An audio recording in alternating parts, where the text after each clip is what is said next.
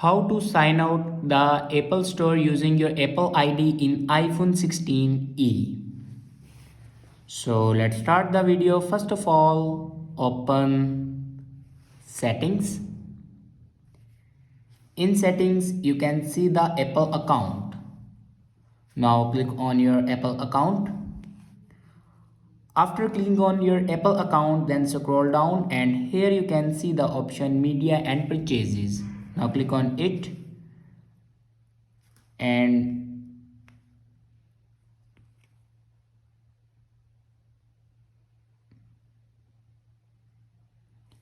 now click on media and purchases and here you can see the option sign out.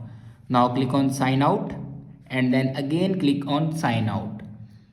So this is the way to sign out of the Apple Store using your Apple ID in iPhone 16e.